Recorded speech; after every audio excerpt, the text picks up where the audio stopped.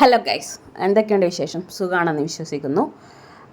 നമ്മൾ മന്തി തിന്നാനൊരു ആഗ്രഹം വന്നു കഴിഞ്ഞാൽ എറണാകുളത്തുള്ള ഇത് തമ്മനത്തുള്ള അൽ ഡ്രീമിലാണ് പോകുന്നത്. നമുക്കെല്ലാവർക്കും അൽ ഡ്രീമിൽ മന്തി എന്ന് പറയുന്നത് ഭയങ്കര ഫേവറേറ്റ് ആണ്. നോർമൽ മന്തി തന്നെയാണ് വാങ്ങിക്കുന്നത്. മിക്കവാറും നമ്മൾ പോകുമ്പോൾ നോർമൽ മന്തി മാത്രമേ അവിടെ കിട്ടാറുള്ളൂ.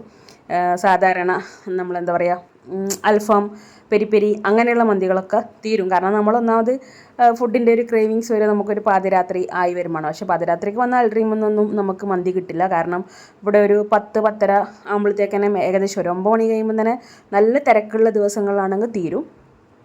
വീക്കെൻഡിലൊന്നും ഭയങ്കര ബുദ്ധിമുട്ടായിരിക്കും കിട്ടാൻ വേണ്ടിയിട്ട്. സീറ്റ് കിട്ടാനൊക്കെ ബുദ്ധിമുട്ടാണ്. നമ്മളിപ്പം ഇരിക്കുന്നത് തന്നെ കുറേ സമയം കാത്തു നിന്നിട്ടാണ് നമുക്ക് സീറ്റ് കിട്ടിയത്. അങ്ങനെ നമ്മൾ ഫേവറേറ്റ് ആയിട്ടുള്ള മന്തി വന്നു. അടിപൊളി ടേസ്റ്റാണ്. റൈസാണെങ്കിലും ചിക്കനാണെങ്കിലൊക്കെ വളരെ ടേസ്റ്റുള്ളൊരു മന്തിയാണ് അൽ ഡ്രീമിൽ എന്ന് പറയുന്നത്. നമ്മൾ ആദ്യമായിട്ട് ഇവിടെ കൊണ്ടുപോയത് നമ്മളൊരു നെയ്ബറായിരുന്നു, അൻസില. അതിനുശേഷമാണ് ഇവിടുത്തെ, എനിക്ക് പൊതുവേ മന്തി എന്ന് പറയുന്നത് സാധനം ഇഷ്ടമേ ഉണ്ടായിരുന്നില്ല. നാട്ടിലൊന്നും ഉള്ളപ്പോൾ തീരെ ഇഷ്ടമായിരുന്നില്ല.